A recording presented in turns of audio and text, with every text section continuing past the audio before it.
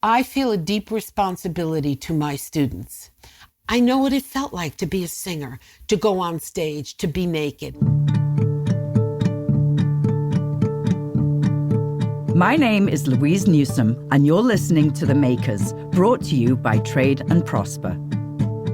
On this episode, you will meet Celeste Simone, a comedian, singer, director, and coach who is a long-standing resident of Nyack, New York. Hello.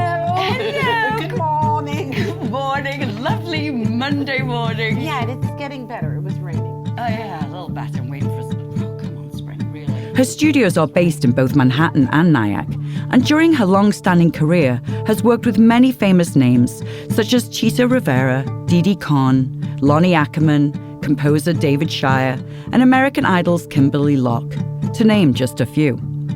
Celeste, a celebrity in her community, known and revered for her time and support to numerous fundraisers and the many local Nyack students she has coached over the past 3 decades.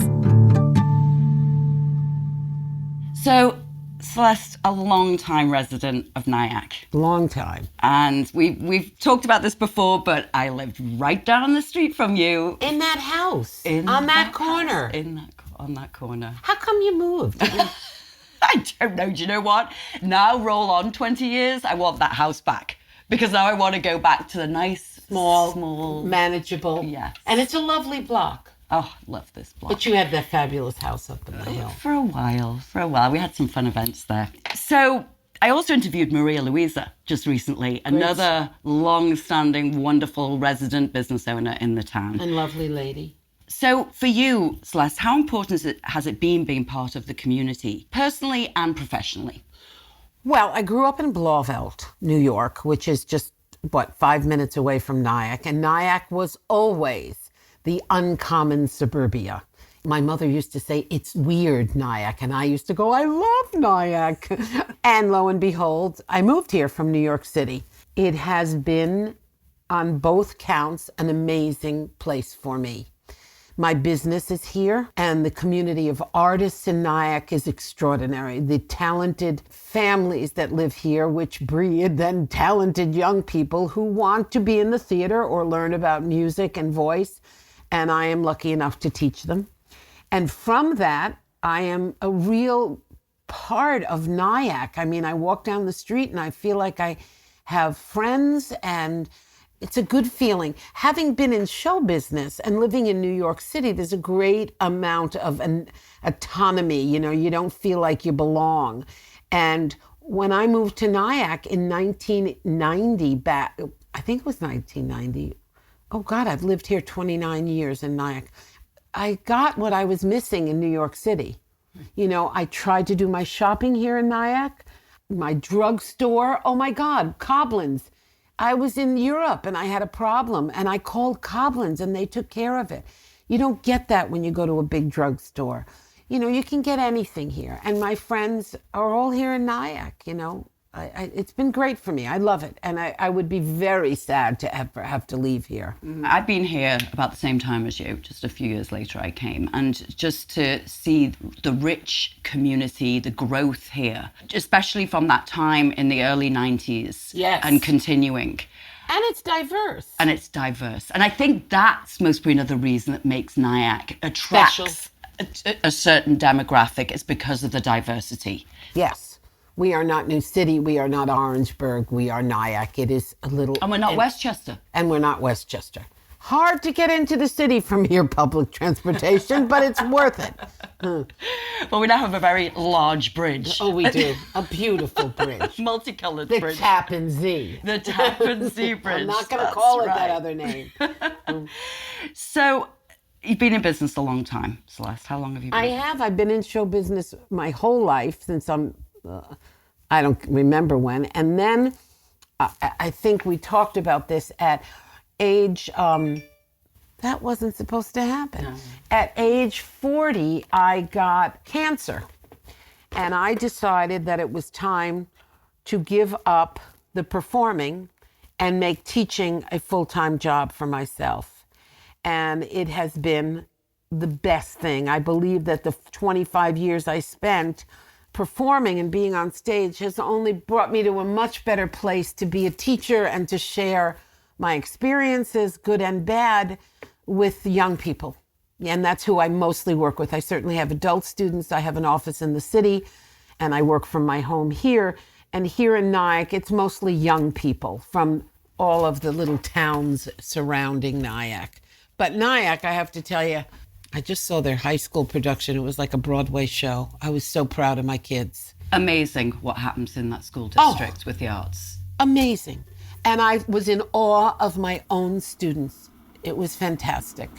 So I smell the coffee. So Yes. Do you want to go and pour? Yes, I do.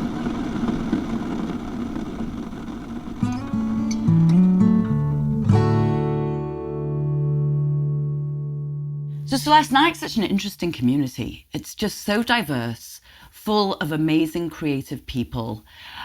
Who are some of the people that you've met in the community over the years? Well, it's really the famous ones, of course, Rosie O'Donnell and Jonathan Demme, who passed away last year, unfortunately, a very important person for the film industry and for our community.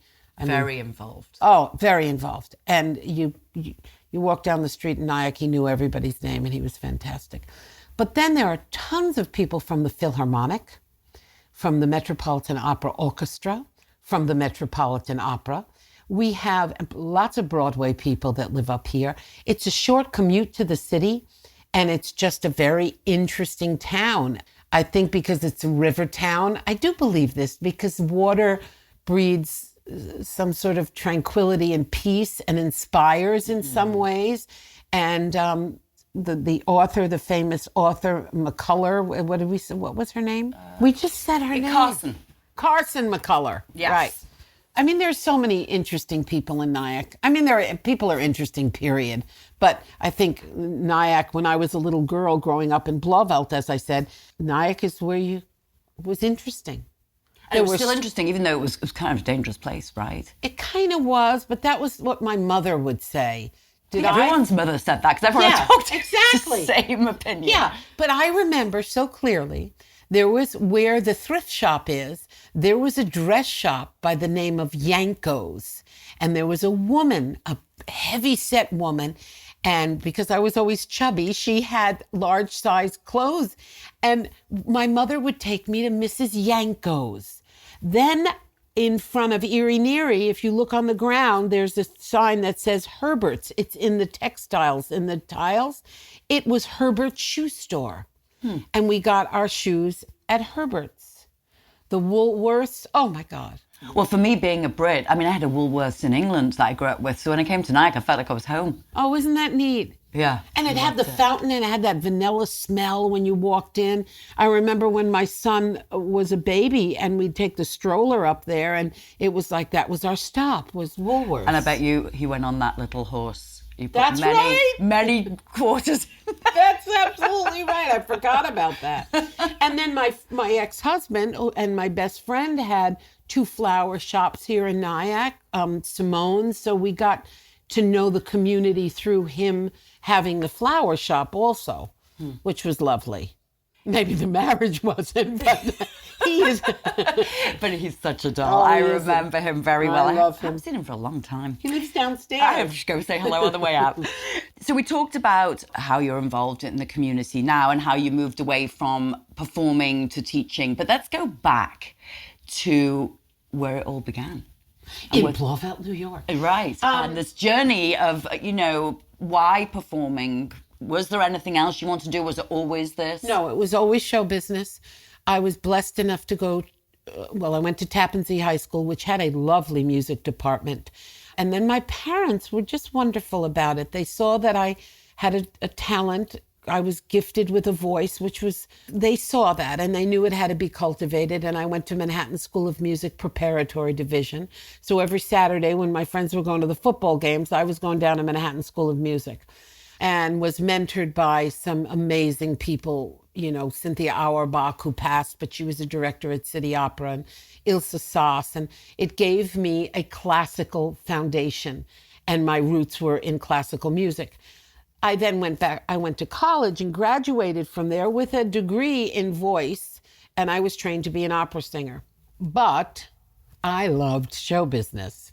In my day, in the 70s, the late 70s, there weren't all these. Every college has a musical theater program now, and I'll spare you my pontificating about that. But there weren't many choices then. So we went to Juilliard, you went to Manhattan School, there was Boston Conservatory, which still exists. And I decided I wanted to not do opera. So I went out and started working in theater and nightclubs and hurt my voice trying to sing pop, musical theater, cabaret, whatever you want, on a solid classical technique. And that is when I really think I learned how to sing, because I went to many different teachers after hurting myself. To now people get surgery. I took time off and learned how to create the different sounds that make the music of today and of Gershwin and come alive through the voice in a healthy way without hurting yourself, that belty sound. So when I started to teach, it was kind of like, wow, this is so cool, because everybody's yelling now, and I can help kids learn how to do it healthy. And also because of the classical roots, I really am a stickler for knowledge. And these kids have to know how to work. This is not an easy business. It's a wonderful business. I always say I saw the world on somebody else's pocketbook, but it chisels at your integrity, it chisels at your spirit, it chisels at everything. And you must have a really strong foundation. And if you don't, it can swallow you. So part of me being a voice teacher is also teaching them tools and rules and rudiments and good life lessons to go into the business. Does that make any sense? Yeah, absolutely. Now, during this time when you were performing, did you have some important mentors in your life? You're giving back so much now through your teaching, but during that time for you, did you have people that were there for you and mentoring you? And they were, but not in the same way I am for my kids. And it's not that I'm tooting my horn. I had wonderful teachers, but I feel a deep responsibility to my students. I know what it felt like to be a singer, to go on stage, to be naked. So little things like texting. I love these communications with the devices. I write everything on my computer, who's opening, who has a big audition, a text before, good luck, break a leg, believe in yourself. A text after, how did you do? Are you okay? I know what it's like to be rejected. Everybody does, but in show business, it's like you go up there sing 32 bars and then you never hear anything. You have no feedback. So giving the encouragement and the push to go on and to believe in yourself. And if they choose not to, I don't judge anybody for giving up show business. It's hard. I always say you don't go into show business unless you die if you didn't. So yes, I had good teachers. I had great teachers. But I don't think I had a teacher the way I choose to be a teacher to my students. I'm still very much involved in the classical world because of the Bel Canto Institute, where I have met some beautiful people from the Metropolitan Opera who have become friends, and I still get a taste of that world. And because of the work I've done here and friends in show business, it's opened doors to do other kind of work. I work at the Christian Chenoweth Boot Camp, and she's just been wonderful. My friend Michael Orland, who has been the musical director for American Idol for the past 15 years, he and I continue to work together, and he's out in Hollywood, but anytime he can recommend me and I give him students, it's a mutual give and take. This summer, I'll be going back to work at the Christian Chenoweth Boot Camp. I just got invited to the St. Louis Cabaret Conference, where I'll be teaching with Faith Prince, who is a 3-time Tony winner and numerous 13 Broadway shows. Also, I'm a faculty member at the Broadway Artists Alliance, which is a wonderful program in the city, one of the first to offer classes to young people during the summer. And I'm like the old sage voice teacher there, which is lovely. And I don't teach voice. Basically, I give workshops and lectures on the wisdom of being a good, healthy singer and rudiments in the technique of healthy belt. The Makers is brought to you by Trade and Prosper. Here we share the stories of individuals and businesses that make our communities. We believe in those who are committed to doing well by doing good, using their hands, minds, and hearts to create a better place for us all, and believe that a little sweat and a lot of sharing turns a community into a populace of prosperity. Trade and Prosper is a forum where those like-minded individuals meet to trade ideas, information, goods and services, as well as build long-lasting relationships that enable them to expand their reach locally and also globally. For more information on our organization and for more podcast episodes, head over to tradeandprosper.com. Follow us on social media for the latest news and events about businesses near you. So you're doing a lot. I mean, you are involved in many, many things. Do you think doing that, though, is keeping you relevant in this space? I was just reading an article, actually, on LinkedIn this morning about women and ageism in the corporate world. You know, and I read these articles and I try not to get, like, sucked in and to look at it differently. So, I mean, what do you say? This is the beauty of, first of all, how lucky am I to work with young people? How lucky am I to work with music? I mean, I'm so blessed. I had a friend and a colleague. Her name was Carol O'Hara. And she was 101 when she died. And she taught until 12 weeks before she passed. Wow. She was elegant and beautiful. And because of her wisdom and experience, young people gravitated towards her. And, you know I'm old-fashioned in a lot of ways, and as wild as I used to be, I've gotten a lot more conservative. And I think that's good because the kids kind of hear, the younger ones, the high school ones, hear from me what they hear from their parents, except they hear it differently from me.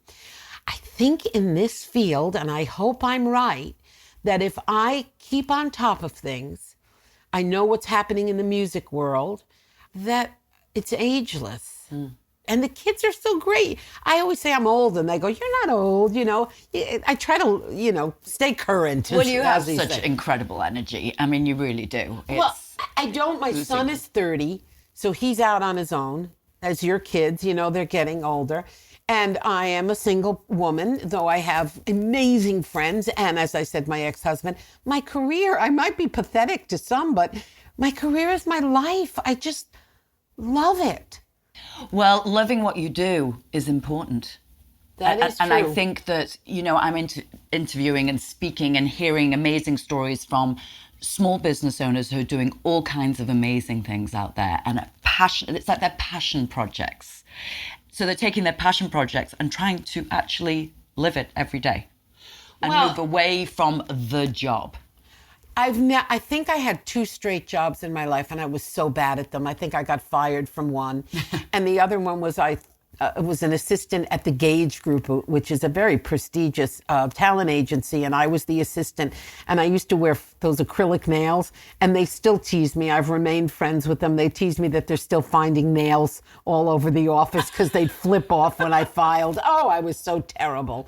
But it taught me, that was another fantastic door that opened. Yeah. Because I was in an agent's office, and a top agent's office, and I learned about the business at that time. Now, some of my students that have worked on Broadway and they come in for lessons, I'm learning too how the casting process is different than when I was performing. And through my students, my professional students, I learn, that keeps me current too. Yes. And I'm a big, I still like to study. I mean, you never stop learning. And sometimes I go through times where I go, I could learn more. Let me listen more. I should, blah, blah. Yeah, there's always room to learn. Right. Don't stop growing. Never. I think that's when you get old. What's the biggest thing that you think you've given to the community? Oh, God. That almost makes me tear up. My love and passion for young people, for young people seeing the beauty in themselves, for anybody I work with. I mean, I have a 76-year-old woman who comes here to see their own beauty. I know it sounds so corny, but it is important that people walk this earth knowing that they are special. I don't do it all the time. I mean, I doubt myself constantly. But underneath the doubt, there's always, you're doing the work. Just do the work. Show up and do the work.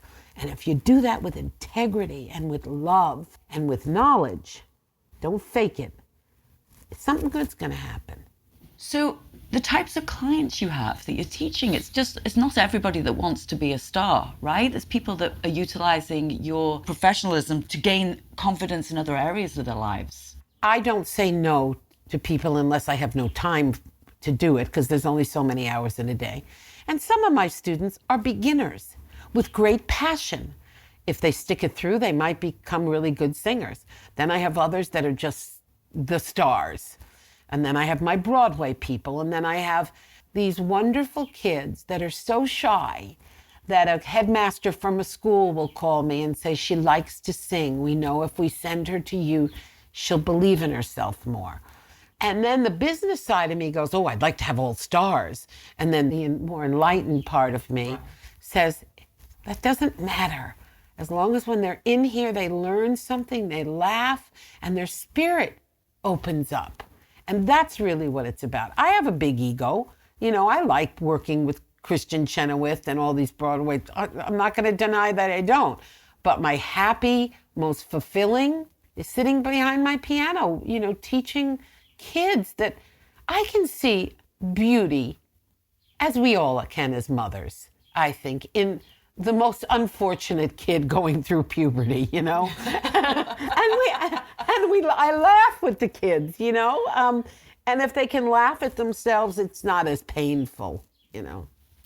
Well, I mean, just looking at you, wiping your eyes here. No, you're just such a warm, loving, compassionate person. And I asked you that question. I can be a bitch, too. We all can. Yeah, I guess. We need the yin and the yang. Yeah, that's right.